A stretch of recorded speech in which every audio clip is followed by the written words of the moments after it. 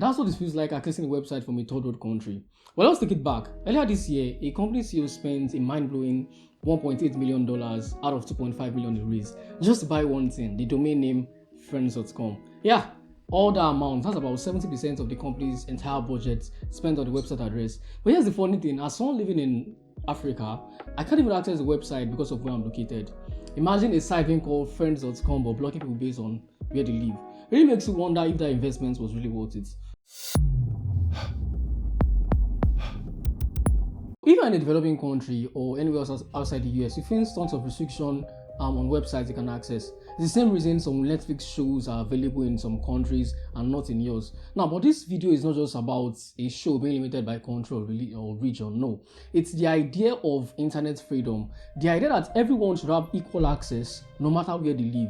You see, the original idea of the internet was a level playing field where anyone anywhere could access it without barrier.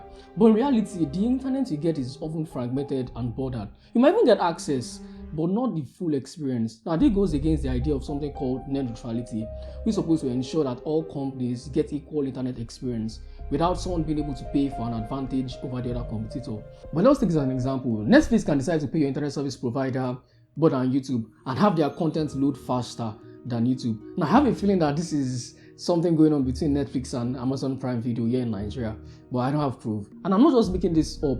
Back in 2014 in the US, Comcast, an internet service provider, slowed down the download speed of Netflix users until Netflix itself paid them more, meaning that the more they pay, the better the internet experience you get. Now, different internet experience is not always bad. For example, Facebook had partnership with internet service providers in developing countries like here in Nigeria to provide free access to the app. Without data plan, you might have seen it as Facebook Free Basic. But you might be thinking, what's all this my rambling about? Why not just use a VPN to bypass all this to access websites?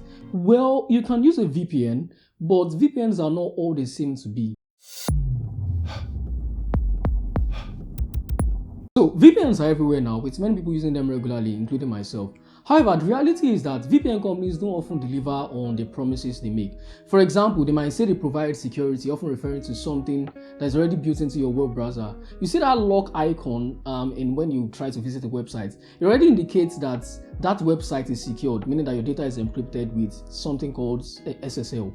Now, VPNs are honestly adding something new in these instances. Now, they can also claim that they protect your IP address from your internet service provider, meaning they won't see your details. But the VPN companies themselves can see your details. They need this information to be able to route it to some other location you see.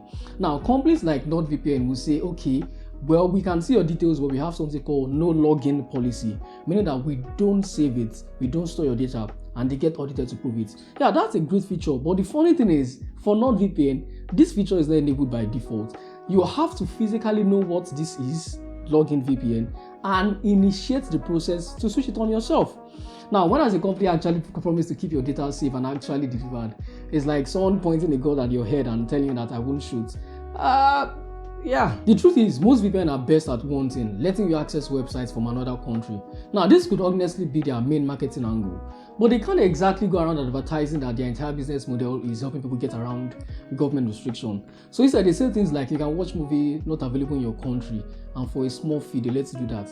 But isn't it concerning that you have to pay to access the same content that others get for free? Yeah, but let's argue back to Netflix. Back in 2016, they declared on Twitter, Netflix is global now. Someone then asked, same content everywhere? Which Netflix replied, no, we are still a prisoner of territorial licensing. Now, prisoners might sound like a bit extreme word, but it captures the frustration you feel when you need a website to get something in a developing country and it's just not accessible. I'm very sure I've felt that a lot of times. Now, I remember I wanted to donate to someone on Patreon and I can't access it. It's my own money. I wanted to give it out, but I can't just because I'm in Nigeria. It is worth noting that location tracking isn't always a bad thing. It is how you get weather updates and search results that is specific to your area. Sometimes companies restrict access by country due to government sanctions or privacy law. However, some of these restrictions just come down to inconvenience. It can be easier for companies to block all users from a particular country than to improve the security and protect hacking attempts. So, can anything be done? Honestly, I'm not sure. Companies don't technically owe anyone or any country access to their business. They can choose where to operate, who to serve, and whatever they want to do.